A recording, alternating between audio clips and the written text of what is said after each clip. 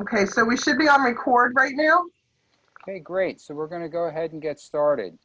Welcome everybody to our third in a series of weekly webinars that the Distance Education Group and the Center for Student Success have teamed up to provide to all of our community college faculty, staff, and administrators. We're going to be learning a lot today about meeting technologies and how to make the most of them in both the classroom environment and in a professional meeting setting. Next slide, please. Oh, there it is, meetings in a virtual space. So hi, everybody. For those of you who don't know me, I'm Jake Farbman. I'm the Executive Director of the Statewide Center for Student Success at the Council of County Colleges. I'm pleased that all of you have taken some time to be with us today. We hope that this webinar will be informative and educational, and hope you'll get something out of it that you can use going forward. Next slide. So we have a great group of presenters with us today. Dr. Norah Kerr-McCurry from Brookdale Community College, Brooke Hoffman from Rowan College of South Jersey, Jonathan Shalom from Brookdale Community College, Josh Piddington from Rowan College of South Jersey, who's also the chair of our Distance Education Affinity Group, and facilitating our conversation today is Dr. Lee Bello de Castro from Essex County College, who is vice chair of our Distance Education Affinity Group. Let me just briefly go over some housekeeping things with everybody. If we could go back to the last slide. Let me just go over some housekeeping things. One, if you've been on these webinars before, this is going to sound like a broken record, so I apologize. But just a couple of things. One, please turn all your audio off. Not that we don't want to hear you, we just don't want to crash the system. Same goes for video cameras. If you can turn your video camera off to save some bandwidth, that would be great as well. I'm going to be turning mine off shortly. Again, not that we don't want to see you. It's just that we don't want to crash the system, being that we're recording this webinar. And also, Dr. Monroe, president of Essex County College, was kind enough to lend this technology to us so we could do this for all the colleges in the state. And we want to do this to the best of our ability. Without this crashing and him getting any complaints either. If you have any questions along the way, you'll see you have a chat box option at the bottom of your screen. You can click the chat box and enter your questions in the chat box, and we'll be monitoring those questions throughout the presentation, and we'll address all of the questions at the end of our presentation from our panelists. And at this point, I'd like to turn it over to our facilitator, Dr. Bello de Castro. Oops, that's Nora. Hi, everyone. So thank you all for joining us today. What I wanted to do is just quickly go over the agenda of meetings in a virtual space. So today we're going to talk about the potential to improve teaching and learning, example applications in a virtual meeting space, inclusion of best practices, and then our tech guru, our VP CIO, Josh Piddington, will be talking to you about the technical side of things and the products, options, and implementations. So once again, we ask that you type in your questions into the chat, and we will answer all questions later on at the end of the presentation. And once again, we thank you all for coming. So right now, I'm going to introduce our Distance Ed Affinity Group Secretary, Dr. Norah Kerr-McCurry. Nora? Thank you, Lee. So for me, it's day 55 of working at home, and I know for many of you, this has been quite a time. My first class that I taught in this way, I felt like I was juggling. Everything seemed to be just a little bit out of reach. Next slide, please. But at the end of the class, I turned to them all and I said, well, you know, that wasn't that bad, was it? And I thought, what we have to do is we can't let the perfect be the enemy of the good. There's no way you're going to be able to do anything perfectly, whether we were on campus or off. And so this is where I'm going to kind of set the stage for my colleagues who are going to give you specific examples. Next slide, please. What we must do for virtual meetings. Can I have the previous slide, please? So when we think about virtual meetings, we may think to ourselves, well, you know what, this is really a heavy lift. So for example, right now, I'm trying to maintain eye contact with 107 people. That's impossible, isn't it? I'm looking at the camera. That's a tip. If I look at the camera, it should look as though I'm looking you in the eye. But it can feel like it's going to be a heavy lift. It can feel like the technology can be a barrier. And from my perspective, I think we had kind of a leg up when we went online. We already knew our students. So what are we going to do this summer and possibly this fall when we don't know anyone? How do we manage the social aspects? Next slide, please. So I think if we think about all of this as having the potential to improve teaching and learning, it's going to be good for us as teachers and facilitators, learning about what works, what doesn't, and plan ahead so that you can be spontaneous. That's one of the things that you might miss when you're teaching a fully online course. But when you have the opportunity to present virtually, you can maintain some of that spontaneity of teaching, but only if you plan for it. So next slide, please. When you are presenting a webinar, whether it's for a class or it's for a meeting, you have to keep certain things in mind. My colleagues will go into detail about this, but for example, bandwidth. Let's say I want my students to see a TED Talk. It's probably a good idea not to try to show that during the live part of the meeting, but rather to put it online for them in a learning management system. Let them look at it first, so then we can talk about it.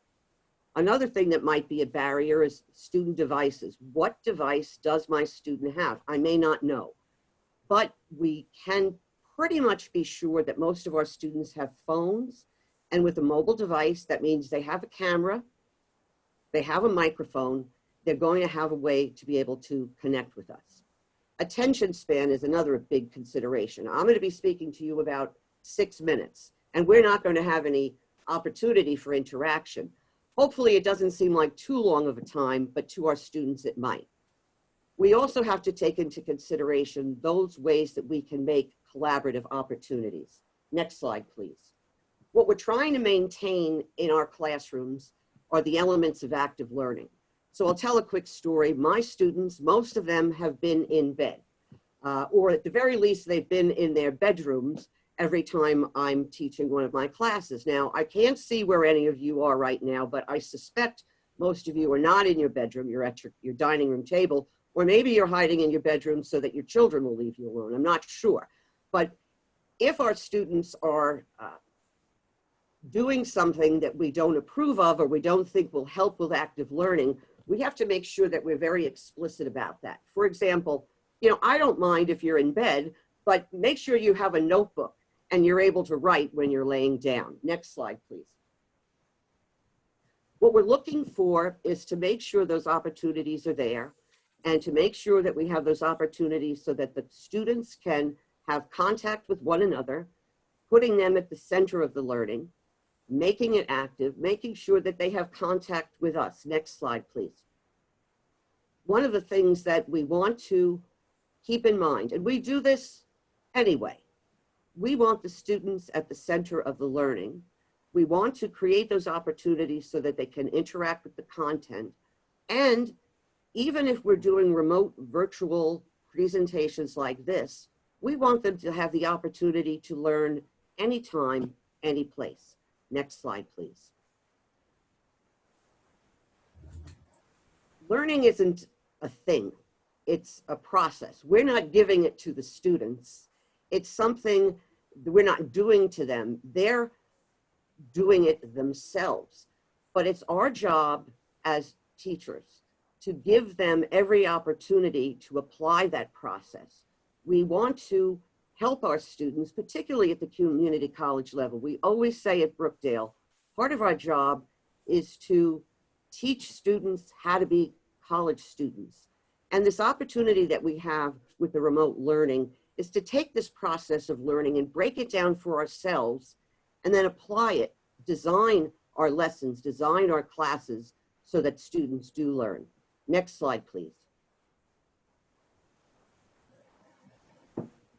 I think I said this already. Part of the challenge, I think, for all of us is going to be, how do we get that affective part, that social part of learning right off the bat in a venue like this? Part of it is the credibility of the instructor. We're no longer at the front of the classroom. We're one amongst the students, so we have to reveal something about ourselves. We would do that in a first class anyway, something about ourselves, both personally and professionally. Next slide, please. This is going to support student learning, interest, motivation. We need to appear approachable. Again, it's tough. You know, when you're presenting, you want to look people in the eye. I'm not looking at anyone right now. I'm looking at a camera. I'm not looking at myself. Don't look at yourself. That doesn't help. But I'm trying to maintain some kind of a connection with my audience. I want to smile at my students, for example. I want to appear and be approachable. Next slide, please. So when we are responding to students, we want to make sure we're inviting further interaction. We want them to see that our behaviors are modeling what we want from them. So even the way we appear on camera to them, if I were normally walking in the classroom in, you know, a flip-flops and a hat, I may get a different reception, just as I would as I'm teaching the class here. It's a serious endeavor, but we want to make it comfortable for the students as well. Next slide, please. So as far as the content is concerned, you can take care of that. You know your content. You've got instructional designers, you've got textbook publishers, all of these things. You're going to be able to make sure that your content is available, not just from how you present it, but from what you put online. Next slide, please. And I think most of all, we have to kind of think of things a little bit differently than our traditional way of conveying information. I want to give credit to my colleague, Professor Mike Casani at Brookdale Community College, who lent me this slide.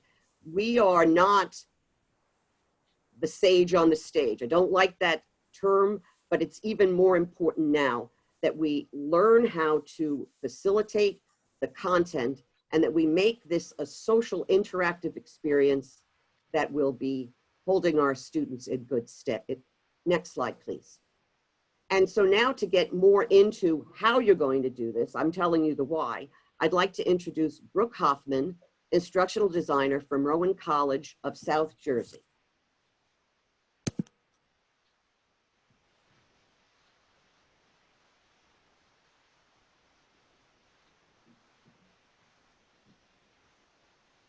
Brooke, you're on mute. Thank you. It happens. Nothing's perfect. Isn't that what we've been saying? Brooke was explaining the things that can happen when you do this in your classroom. Yes. So at Rowan College, South Jersey, in our e-learning department, we've always promoted the idea that everything you can do in the classroom, you can emulate in the asynchronous classroom. Well, recently we've had to adapt that mantra a little bit to include the synchronous classroom, and it's been pretty interesting seeing how our instructors have adapted. So I'd like to share a couple assignments and some ideas from our campus. These ideas create a different dynamic, or provide a collaborative element when using a web conferencing tool. Next, please. So first, I'd like to talk about polls and breakout sessions. Some of our instructors have been really concerned about students logging on. We see the little squares, and then just walking away from the computer. So we all tend to be on better behavior when we know someone is checking in on us regularly. So eliminate the Bueller effect by using polls. Polls are a simple way to keep the class active and help you identify how many students are logged on and engaged. This can be as simple as asking questions about their understanding of a lesson or concept, or a live multiple choice session. How many of you think the answer is? Do this periodically throughout the session so students know they're going to be actively called on. Polls will tell you how many students are actively participating. So if you look at your attendee list and you have 25 people in the room and only 3 are responding, you know you may have to reassess your approach. If your virtual conference tool does not have polling, you could use another poll tool like Poll Everywhere. The downside of polls is that they're anonymous. So if you want to address the situation individually, you may need to get some names. In this case, you can use the raise hand option, which in Blackboard Collaborate will populate the name next to the hand so you can see who's actually paying attention and involved. When it comes to breakout sessions, think about your classroom and think about those small group activities. You know, after I would lecture, I would give students a note card with a question, or find a research tool, or add a different element to the class, and then they would present. You can do those in breakout sessions. Blackboard Collaborate is one of the tools that does offer this, and several other web conferencing tools do this. It's creating smaller rooms within your class. So for math courses, you could provide several students with a math problem. They could go to their own room, work it out on the whiteboard, bring it back to the classroom and share what they've found. Peer review for writing classes. You can create breakout sessions. Students can go perform a peer review on a creative writing or a researched essay. And also the instructor can hop into these breakout rooms to see what's going on. They can bring what they've learned in that breakout room back to the main classroom or use it for independent work. It's an opportunity to provide a problem solving and a course concept application for the students. So it's not just, you as a talking head. Next slide, please. All right, the next option, let the students take over. Our online German course regularly uses Blackboard Collaborate. She creates several sessions where students will do small group projects, such as having an interview or practice German conversational skills. The sessions are recorded and the instructor reviews them, gives them feedback. This can be used as an independent assignment or also brought into the bigger classroom for discussion. I recently began working with a new English instructor and we brainstormed on a similar project. Students will pair up and do a little role playing. One student will be an interviewer and another student will be a character from that piece of writing. And it would help them build essential question skills and literary analysis. Once again, make sure the sessions are recorded for the instructor to review as either an assignment or just something to give feedback. Just review sessions for projects and tests would be a great idea. It can provide support, especially right now when students feel slightly isolated. They think they're alone. They're not.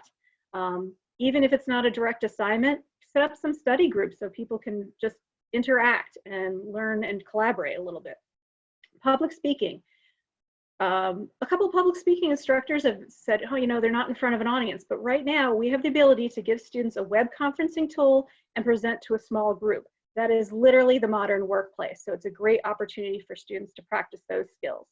Once again, anything with equations, whether it's scientific or mathematical, it's an opportunity for them to work with students, learn socially, and work through problems. So breakout groups are a great opportunity to have students do work on their own while the instructor can still monitor it. Next slide, please.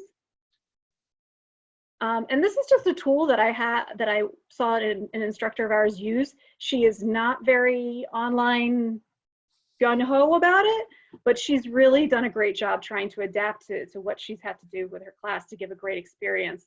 So for example, she's an anatomy and physiology teacher, and she was kind of unsure how to start demonstrating things. How do I show parts of the body? And she was working with her assistant dean, Beth, and Beth asked her for an example. Well, what do you do in the classroom? And I can help you translate that. And so the instructor replies, well, I put my foot on the desk and explain how it works. So Beth replies, then put your foot on the desk at home and put a webcam in front of it. But sometimes it's not that simple. Since the instructor couldn't use all of her normal methods of teaching, she found a tool called the Visible Body, and she was able to demonstrate parts of the body through like a digital dissection. She could peel back layers of the body, which was kind of neat, and then identify different parts. It's a really great virtual tool that could be used in a web conferencing tool, face-to-face or straight online. And right now the tool has a lot of good discounts, and it also comes with some like sample assessments that you could use as well. So next slide, please. And next up we have Jonathan from Brookdale Community College. Hey, hi everybody. Let's go to the next slide, please. We want to talk about running web conferences through the lens of Universal Design for Learning, which many of you have probably heard about.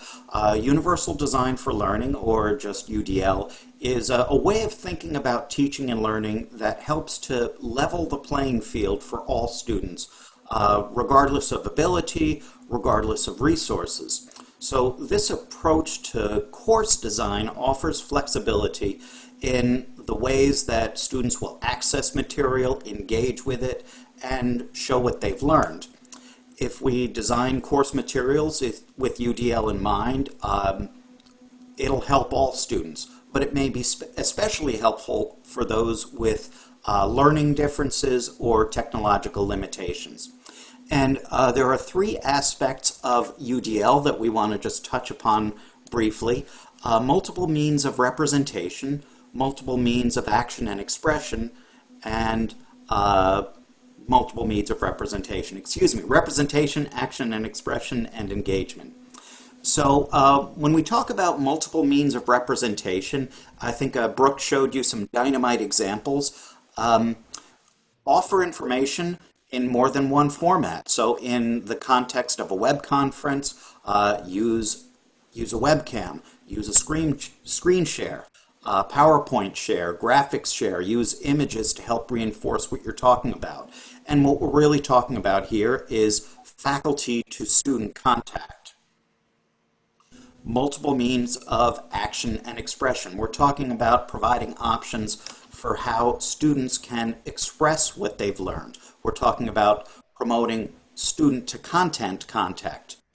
And then providing multiple means of engagement, multiple ways to motivate students. So we're talking about student to student contact, maybe involving students in discussions with polls, involving students in breakout rooms, things like that. Next slide, please.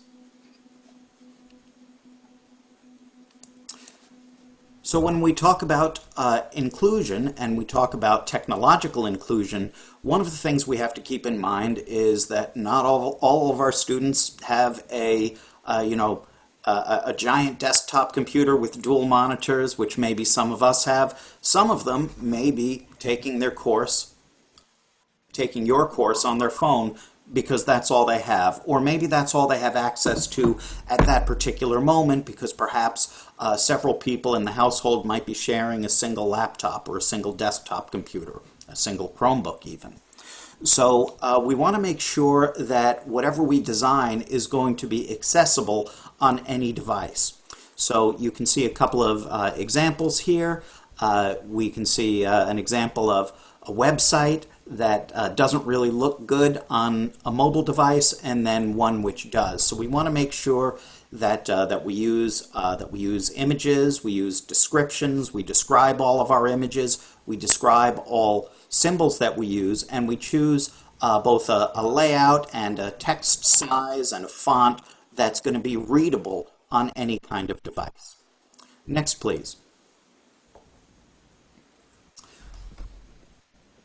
The result will be making education more responsive to learner differences and ensuring that the benefits of education, in this case your conference, is distributed equitably and effectively. Next, please.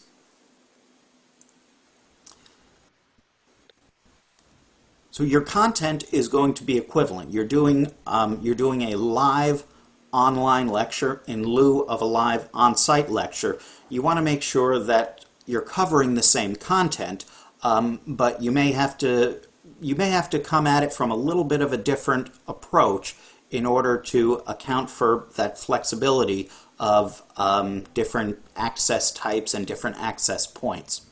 But of course, you're still going to have to respect the schedule, and you're going to expect your students to respect the schedule for your course that you've put forward, and that will of course include any deadlines. So we want to continue to keep students on track and keep them working towards the deadlines that we've set. Next, please.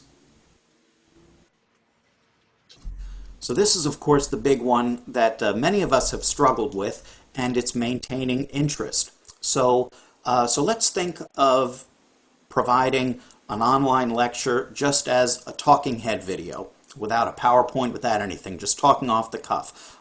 Many of you are experts in your content area. You're all experts in your content area, and many of you are probably proficient enough to do a dynamite 3-hour lecture, getting in front of a physical classroom, getting up to a whiteboard with nothing more than a marker, and that works great. That works great on site. May not work well online. The research we have indicates that nearly 20% of all viewers abandon an online video after 10 seconds, and over 44% will abandon it after a minute. Now, we like to think that what we're doing, because it's a live experience, is not going to be is not going to be tuned out quite the same way as somebody who's just surfing YouTube, but we do want to keep in mind that it is essentially online video what we're doing, and we do want to keep that in mind in terms of maintaining interest. So, so let's look at some ways that we might be able to do that. Next, please. Okay, so what you don't want to happen is for your students to join your virtual lecture and then turn off their microphone and turn off their webcam and just go away. You know, maybe they've just joined in so they can get marked present for attendance, but you don't want them to just go away. Okay, so let's look at these two models. So if you were doing an on-site lecture, you would have an integrated lecture and discussion for the entire class duration. That might not work quite as well in the online environment because you can't have everybody talking at the same time. So you have to do it in a highly prescribed way, in a more structured manner, but in such a way that's still going to maintain student interest. So what you might consider is something like the model that you see over to the right.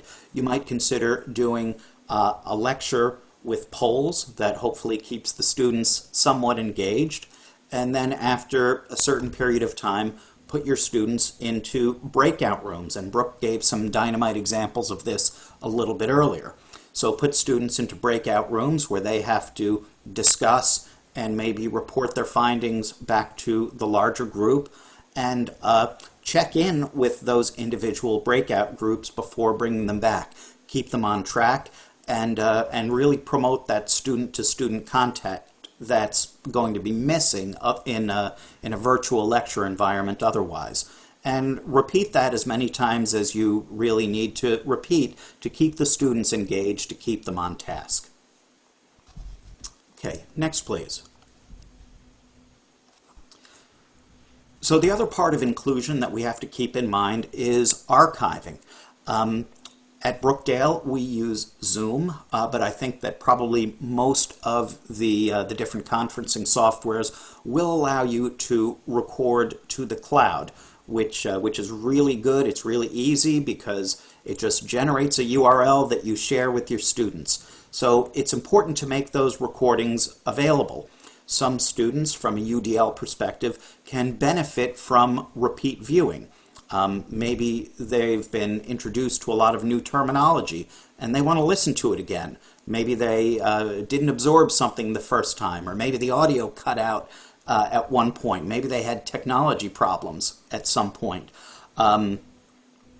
So there could be a need for repeat viewing. There could have just been technical problems, join problems, or somebody that just couldn't make it for one reason or another. We want to make the content available to those people. And we also want to make sure to caption our recordings if at all possible. Again, Zoom cloud recordings are automatically machine captioned, and we find that they're pretty accurate, that they're very accurate actually. So having that captioning is very important. It's not just important for users with learning differences or users with hearing disabilities.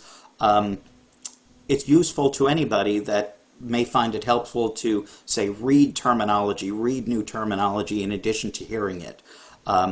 Very helpful to reinforce new terminology if you have students who are English language learners, then having that transcript for them to read while they're hearing it can also be very helpful. Okay, next please. Okay, and now here is Josh to talk about the technological implementation phase. Hi everyone, I hope you can see two things by seeing my introduction slide. One, I haven't shaved in a very long time. And two, I'm a CIO, but what's somewhat unique is I actually have my background, my beginnings, if you were actually in instructional technology and in distance education. And I actually built some of the first online courses that at the time it was Gloucester County College actually offered. And so today I have distance education reporting into my division, also all the technology. So I think I might have a unique kind of look at this predicament we're in with these synchronous tools today. Can you go to the next slide, please?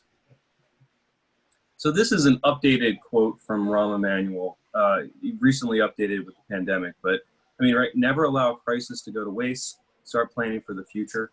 And this is an opportune time because everyone's using these synchronous tools right now, and they actually really work well for maybe the first time, right? Or at least within the last couple of years where they really work well. And they've held up pretty decently considering the pounding that they're getting right now from across the world. This is a time to really be able to explore how to use these and hopefully get them ingrained into your culture. Next slide, please. So these are what I would consider to be the major players when it comes to higher education in the collaborative space. You might say, what about Join Me or Blue Jeans or something like that? But the vast majority of what I see with the groups that I'm a member of, it's going to be Zoom, it's going to be Google Meet, which if you're an Office or not an Office, a Google Apps, G Suite customer, you're going to get that for free or close to free. There's Cisco WebEx, and WebEx is one of the dominant players out there. Microsoft Teams, so if you're Office 365 school, you most likely have Microsoft Teams, and then there's Blackboard Collaborate. And every one of these platforms, if you will, they have pros and they have cons, right? Cisco WebEx, I've been on a lot of those lately because some of the Rowan University or partner institution, they use WebEx a lot, and just been a lot of video problems and not being able to deal with that. Google Meet, you know, the video quality I always find to be a little suspect rather. And I'm not a huge fan of the interface, but again, it's a great alternative to nothing, and it's also free or close to free if you're a G Suite customer. Zoom, that's gotten probably the most play lately, and arguably it's because it has one of the easiest to use interfaces out there. At the same time, though, there's also been a lot of security concerns around it. You've seen stories. Now, some of that is it just catches on like wildfire. It was never as bad, I think, as the media made it out to be. The pro of that, though, is that Zoom has spent a lot of money to actually build security into it now, so people can't come in and easily bomb a session or take over sharing to put inappropriate things up on the screen, which is what's happened in some of those Zoom meetings. The other, you can say it's a con, it's going to cost you money. There's a free version of Zoom, but after 40 minutes, it times out and ends, and then that brings up some data security issues on itself and private accounts I'll talk about in a moment. But it tends to cost you. That's going to be a new outlay of money, or if you already have it, it's outlay of money every year. Then there's Microsoft Teams. This is one of my favorite platforms just because of everything that it can do, including real-time transcription. So closed caption, I guess you would call it. So literally, if you're in a Teams meeting, you will see, and you can turn it on in real time. It is figuring out what people are saying, and it's putting there on the screen, and you can record that as well and save it for later. Really, really powerful. The one concern or issue is integrating that today into learning management systems is not so easy. Microsoft has seen the opportunity, so they are spending some money to try to integrate it better. For example, they came out with an integration for Blackboard recently, which is what we use at the Rowan College of South Jersey campuses. But that integration is so poor that I think would actually cause agita and concerns for both the faculty and also the students. And then there's Blackboard Collaborate. That is what we're currently using as our primary collaboration tool for faculty and students because we do use Blackboard. And one of the great things about Blackboard Collaborate is because it's a Blackboard product, it seamlessly integrates. Next slide, please. So when you talk about what I think you need to have to be able to produce a great experience, you need to have a quality webcam. And I'll be honest, the webcams that are in laptops are not great. The reason they're not great is because there's not a lot of space in a laptop lid to shove a camera, right? And that's why you really haven't seen anything increase past 720p recently. And also the lenses tend to be small, and because they're small, they can't bring in a lot of light. And it's not the greatest experience. So having a third-party webcam is not a bad idea. Logitech, their C-Series, they make some of the best out there. To the point where you can't actually buy them right now because everyone has bought them out because of the pandemic and all the remote learning and working that folks are doing these days. And then if you really want to get creative, you can have an optional green screen. One of the members on my team has put that there recently, and it does make quite the difference. The other piece is a quality microphone and headphone, or a headset, right? And that might be a unit that you're just wearing, or you want to make sure that you have a really good microphone that picks up dynamic range and is going to be able to kind of stop echoing from happening. right? And if you do that, everyone has something that has that level of quality, then you don't necessarily have to be muted all the time. And then let's talk about device-specific app or web-based, right? So obviously, and as Jonathan talked about, as did all the presenters, a lot of students are going to be attending these courses on their mobile device. It could be an iPad, an iPhone, a Google device, Samsung, whatever. You want to make sure that whatever tool you're using, they have an actual app that's going to work on Android or iOS. You want it to be a good experience for the student. You don't want it to be annoying. The other part with that too is if you want to make it even more simple, right? And this is one of the things that Collaborate does, and it actually works nicely, is it uses WebRTC. And that means that if you're on a computer, the student doesn't have to download anything. It's just going to work right there in the web browser. Now, there's pros and cons to that, but with modern web browsers, they're made to be able to do that. The other piece that I'll kind of dovetail with that is single sign-on, right? So I would say it's the ability for that student to log into your learning management system, and then from there, just seamlessly access the collaborative experience. Not have to sign in again, not have to type their name in again. And that can be an issue when you're talking about something that's using an LTI connection, for example, right? Stable bandwidth and just a quality internet connection, both very important. If you don't have that, it's going to be a miserable experience. It just is. And the first thing you want to do at that point is tell your student, if they don't have a great connection, turn off video so they're not soaking up all that bandwidth with video. And by internet connection, I also mean if they're on wireless and they're in their house, make sure that it's a good connection back to their router, because if it's not, they're going to have problems as well. You could have a gigabit connection coming in through FiOS, but if you don't have a good connection back to that, it doesn't really matter so much. And then quality device, right? I'll be honest, I am not a huge fan of Chromebooks. They're inexpensive for a reason. I'm a much bigger fan of a real laptop or even an iPad at this point.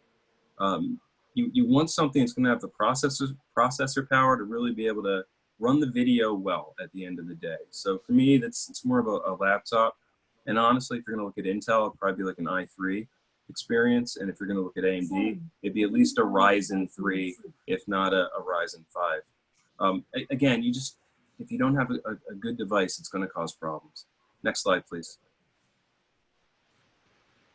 So important tools, I always provide a dial-in number for my students because some of them just don't have good internet connection, or they're in between things, especially right now with the pandemic. I mean, we had a standard meeting pattern, but some students just said, Mr. Piddington, I can't meet at that time right now because of X, Y, Z, right? So life happens. We need to understand that technology breaks just like a car breaks. Anything will break.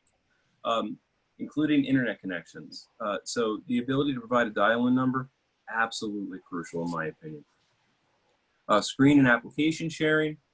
Depending what it is you're teaching, you probably want to at a minimum share a PowerPoint or a keynote presentation, but maybe you're teaching computer programming and you want to be able to really show off the tool that you're using for programming, right? So you want to be able to do that screen sharing and application sharing as well. And what do I mean by that?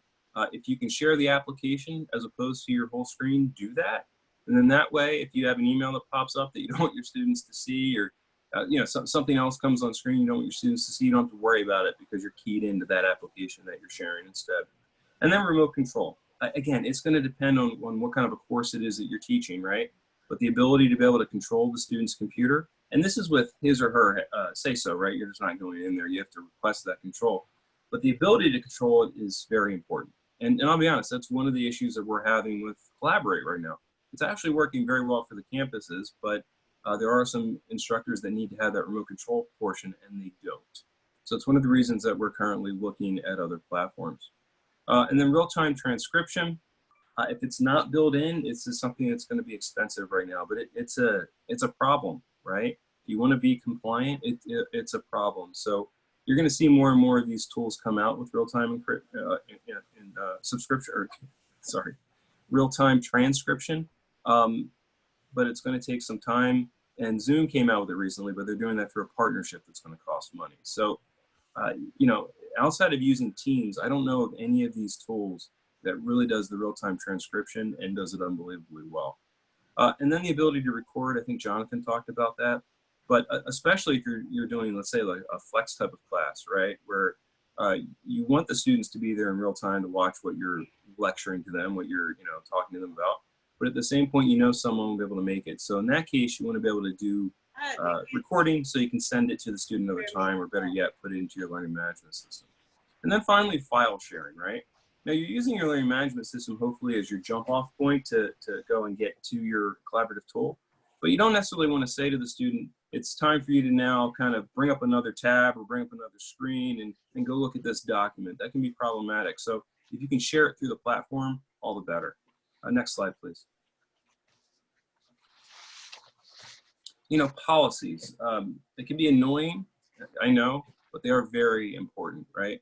When we talk about this collaborative technology, it's intrusive, right? You've got a student with a webcam there pointed at them. You can see their house, see people around them. So you want to make sure that you actually have policy or policies built around the collaborative tools. If you don't have those today, and there's a good chance you don't, because a lot of people really fell into this because of the pandemic, look into that.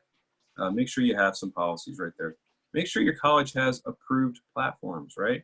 And that's for a few reasons. One is if they've approved it, they've vetted it, right? They've looked through the legal language as to what the end user agreements are that somebody is agreeing to, right? You want to make sure that somebody's not saving your information, or if someone is, that you and your college are aware of it before you go into it. That's also been one of the concerns with Zoom, right? Around how they're actually looking at the analytics and the data.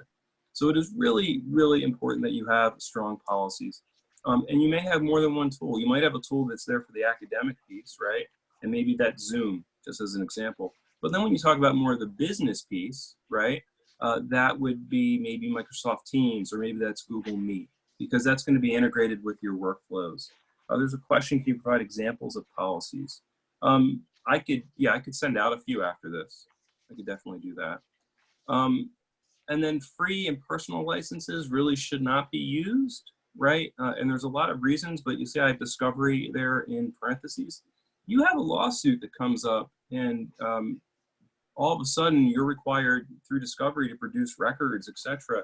With a free or personal license, you might have a problem meeting that requirement.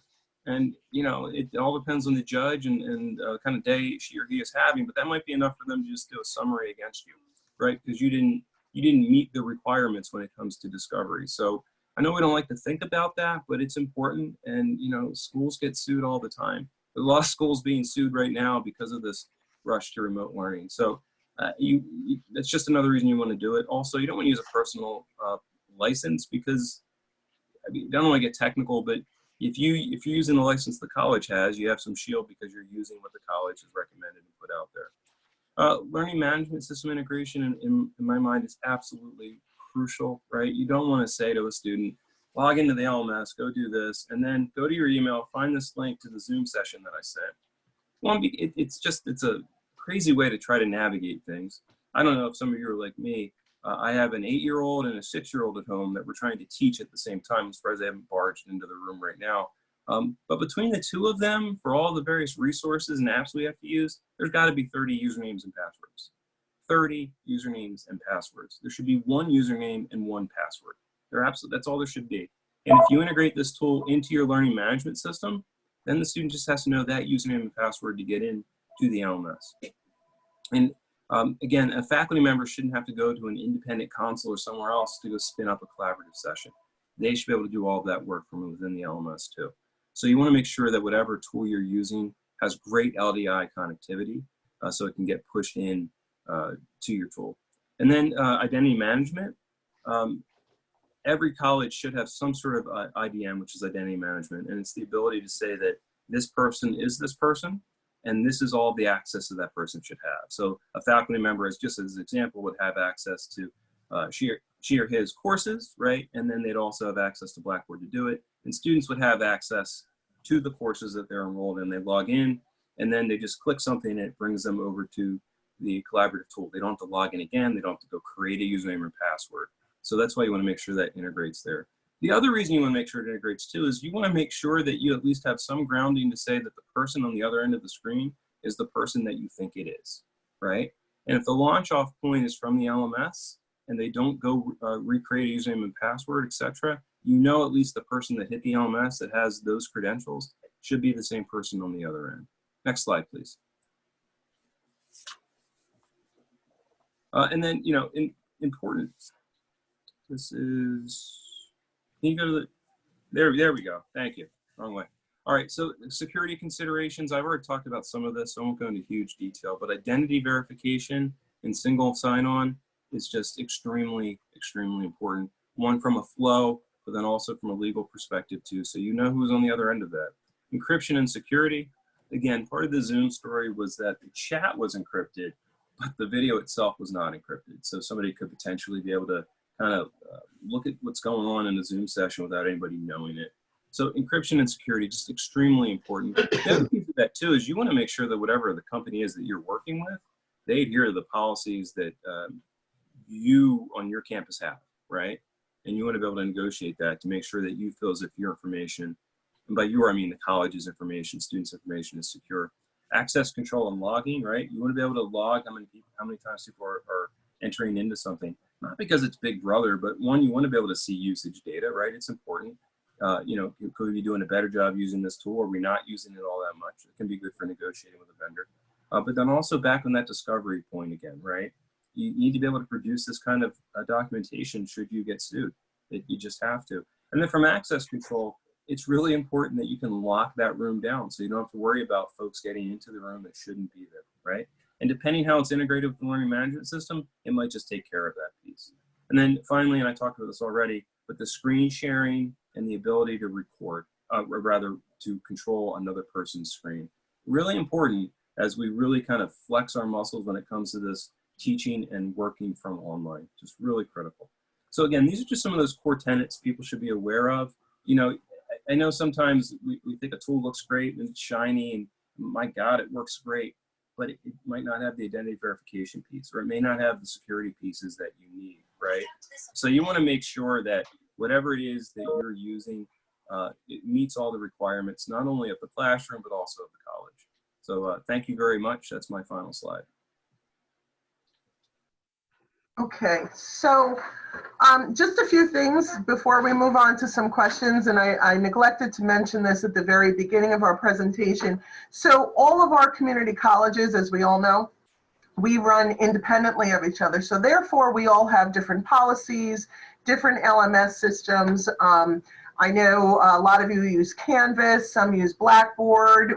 There's 2 or 3 of us that actually use Moodle. So depending upon what your college subscribes to is really what's going to work for you, or how it's going to work for you. In terms of policies, that's really derived from your presidents and your cabinet and board of trustees and whoever else, and maybe in your department. So I know there was a question that had to do with posting policies or something. So we can possibly get, and Josh, I think you said that you were going to send something out. But what we can actually do is we can have Jake posted on the website along with the PowerPoint, maybe with some links. That might work. Yep, I can do that. Okay. So yeah, what else did we have? And Lee, on the policies piece, I would just say, if you don't actually have policies today, and there's a good chance that a lot of you don't, right? Make sure you try to be part of that discussion, because the IT side of me wants to lock everything down, right? But that doesn't always work. So you got to push back on that a bit and say, all right, but what is realistic to make sure that we can be safe, but at the same time, make sure we have a good experience for our students and faculty.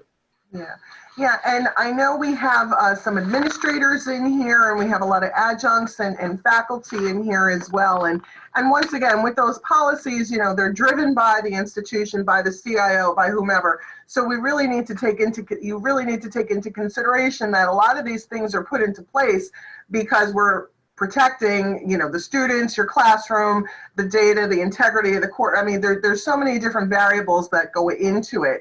So, but the main thing is make sure that you have those recordings, or, everything is integrated within your LMS system as well. So I know there was a question in here, and Arshana, I know you were answering questions, and I thank you for that.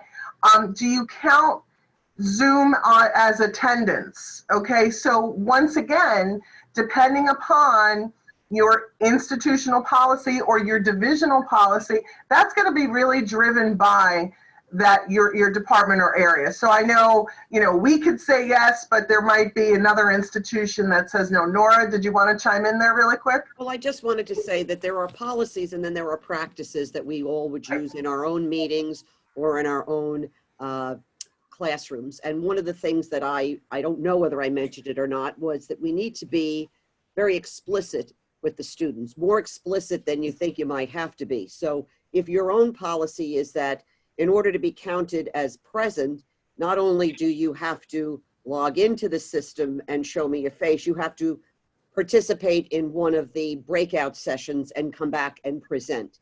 But making sure that you're following your college's policy, but in your own classroom, being very crystal clear with the students about what your expectations are. I think that's critically important.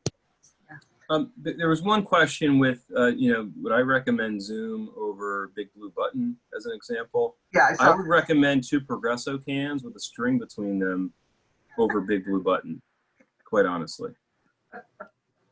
Well, Big Blue Button is the free conference tool in Canvas, which we at Brookdale, we use Zoom. And there were a number of security concerns that had been brought up, and we have, I'm knocking on wood, but we've put a number of things in place as they have where we've not had any trouble, particularly with using waiting rooms. So we've been pleased with the progress of Zoom. And although we have Canvas conferences, Big Blue Button, we are not advocating that our faculty use it. Right. Yeah, and that's one thing I should mention. I know at a personal experience, I've had a couple people say to me, hey, I'm using, now we here at Essex, we use Zoom. And I've had some people turn around and say, well, I don't really like Zoom and the security issues, so I'm using my WebEx account from another institution. No, I've told that person or a few people no. So because once again, Essex subscribes to Zoom, we don't subscribe to WebEx. So you really need to follow the policy, the practices, the procedures, and whatever applications are in place at your current institution. So is WebEx better? I mean, that's up for debate. I agree with Josh about Big Blue Button. But there are things out there that will work and things that will not work, because don't forget, it has to be integrated within your LMS system as well. So there are things that have to go into place even behind the scenes as well. So I think, did we get all the questions, I think? There was one other question I saw, which was, what do I do if my student doesn't have a webcam? So again, worst case, they could call in. I mean, that's worst case. I guess medium case there would be, you just wouldn't see them if they don't have a webcam. They could still log into the session and do what they need to do. One of the things that at my college that we're actually working on right now, and we're going to have for the fall very shortly, is a requirement that all students have webcams. We're also putting together a laptop program. And the reason for the webcams is not because of this per se, although it will be a nice outcome for that. But we're going to require that every course have the ability to offer proctoring, right? Because we don't know what the future holds. We don't know how open we will be in the fall, to be honest, right? And so we want to be able to say that every course requires, or every course may require proctoring, and with proctoring you require a webcam. So again, our way to get around the issue of like people don't have webcams, etc., is we will, as part of tuition, make a laptop a piece of that. And again, we're still fleshing that out, working on it. But that is our goal, and be announcing it shortly. Yeah. Yeah. So I think, oh, go ahead, Nora. I see one more question about students saying they don't have technology access or they had technological problems. I agree with what all of our presenters have said. If we could use our LMS as the starting point for everyone, we can pretty much assure people can get in there if we use that as a regular basis. And then from there, we'd be able to troubleshoot and help to see if people are really having technological problems or if they just overslept. Yeah, and it does happen. We do know, and I think it was Jonathan that had mentioned before, our students are on the LMS from their cell phone. So they're using their cell phone. Some students are using, Zoom on their cell phone or whatever, Google Hangouts. They're using their cell phones for pretty much everything. It's kind of difficult to type a paper, possibly for you and I, but for a 20-year-old, it's very easy to type a paper from their cell phone. I know it seems impossible, but they do it. It's not great, but you know, it's acceptable for these days and times, I guess. So yeah, they're using their cell phones, and I know Chromebooks, there's issues with Chromebooks here and there. You know, and really we have to take into consideration, once again, what your institution is using, your institutional policy. We all run differently, every single one of us. So what we really wanted to do today is just provide you with these generalized tools that everybody can use at some point, or, you know, who's using WebEx, Zoom, this one, that one, you know, Office 365. You know, they all work and they're all great. But once again, it's based upon your institution. So I think we are almost out of time, or we are out of time. And Jake, are you there still? I am here. I hope my internet connection is not too fuzzy. I thought I fixed it, but who knows? Everybody, thank you so much for your time this afternoon and for being with us. And thanks to our presenters for coming together and putting together this wonderful presentation. What we will do is, ladies and gentlemen, once the recording gets to us from the cloud, we'll put it on the Student Success Center website. There you'll also find numerous resources that the Distance Education Affinity Group has gathered for all of you for your use going forward. There are also the recordings of our 2 previous webinars. And next week, we'll be doing a webinar on student services in the virtual environment from the folks at Essex County College, and Dr. Keith Kirkland is going to be leading that session. So we'll get the registration information out to the colleges once that's ready. Again, thank you all for joining us today. Should you have any questions about what you've learned today, or any questions as you review the PowerPoint, you can reach out to me. You should have my email address from the confirmation that came in from Eventbrite. Otherwise, you can reach us at njstudentsuccess.com. And again, thank you all, and we'll see you again real soon. Oh, go ahead, Lee. One thing, don't forget, if you have ideas for presentations, if you have ideas for presentations, please make sure that you email Jake, and then we will coordinate that and put a small team together to get that going. Yeah, that's very importantly. So if any of you have anything you want to share as far as innovations or best practices in how you deliver your content in a remote environment, whether it's English, whether it's civics, whether it's the sciences or any of the humanities, please get in touch with me. We have several faculty who have signed up already. We're going to be reaching out to them to line them up so that they can share how they are conducting their classes in this virtual environment. So thank you. Thanks for the reminder, Lee. No problem. Okay, everybody. See you soon. Stay safe. Thank you so much. Thank you. Bye-bye. Bye-bye. Bye, everybody. Stop recording.